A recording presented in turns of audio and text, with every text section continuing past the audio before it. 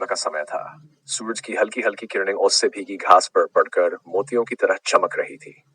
हवा में फूलों की खुशबू घुली हुई थी और दूर दूर तक फैले खेतों के बीच एक छोटा सा बगीचा अपनी पूरी सुंदरता के साथ जाग रहा था। इसी बगीचे के एक कोने में मिट्टी के नीचे चींटियों की एक शांत लेकिन मेहनती बस्ती रहती थी। इस बस्ती की सबसे छोटी लेकिन सबसे समझदार चींटी का नाम था धन्या।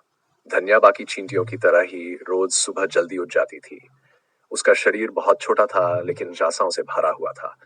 जब बाकी चींटियां सिर्फ काम और भोजन तक सीमित रहती, तब धन्या को दुनिया को समझने, उसे महसूस करने का मन करता था। उसे फूलों से बातें करना, हवा की आवाज सुनना और आसमान को देखना अच्छा लगता था। एक दिन धन्या बगीचे में गिरे हुए फूलों के पास दाने खोज रही थी। तभी उसकी नजर एक रंग बिरंगी तितली पर पड़ी, जो पास ही खिले एक गुलाब के फूल पर बैठी थी। उसके पंख नीले, पीले और बैंगनी रंगों से सजे थे, जैसे किसी चित्रकार ने बड़ी मेहनत से उन्हें रंगा हो। धन्या ठिठक गई। उसने पहले कभी तितली को इतनी नजदीक से नहीं देखा था। तितली धीरे धीरे अपने पंख हिला रही थी और फूल का रस पी रही थी। धन्या ने हिम्मत करके कहा, तुम कितनी सुंदर हो। तितली चौंक गई।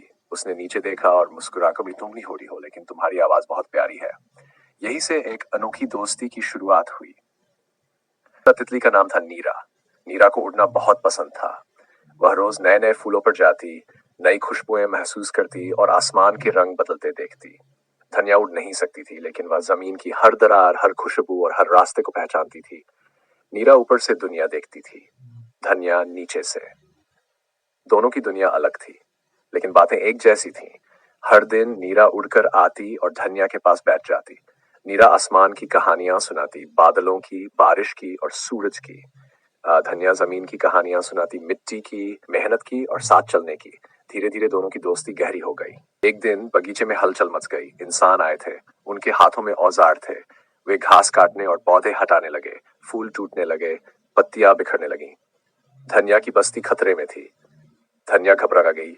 उसने तुरंत नीरा को बुलाया। नीरा ऊपर से सब देख रही थी। उसने कहा, धन्या, तुम्हारी बस्ती के पास पानी भर सकता है, ये लोग जमीन बदल रहे हैं।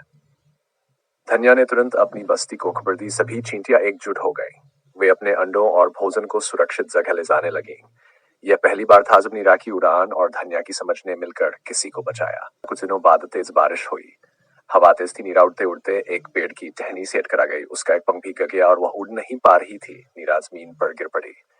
धन्या ने अपनी बस्ती की चींटियों को बुलाया।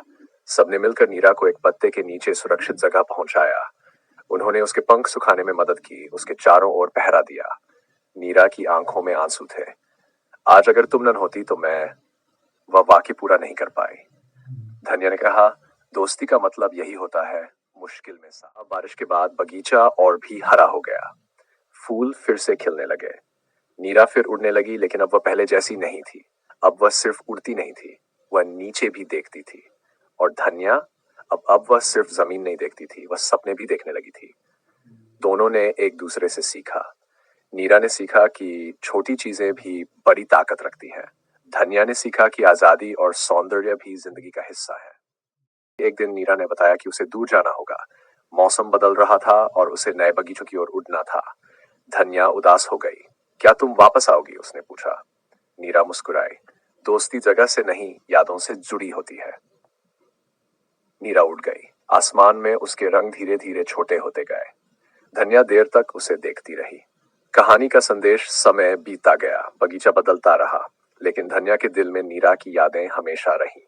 ये कहानी हमें सिखाती है कि सच्ची दोस्ती आकार, ताकत या दुनिया से नहीं, दिल से बनती है। जो अलग है वही एक दूसरे को पूरा करते हैं।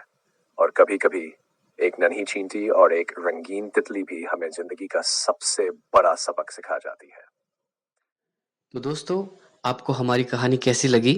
कमेंट सेक्शन में हमें ज़रूर बताइए। और साथ में अगर आपने हमारे चैनल को अभी तक सब्सक्राइब नहीं किया तो पहले सब्सक्राइब करें और फिर उसके बाद बेल आइकन का बटन ज़रूर दबाएं। Thank you.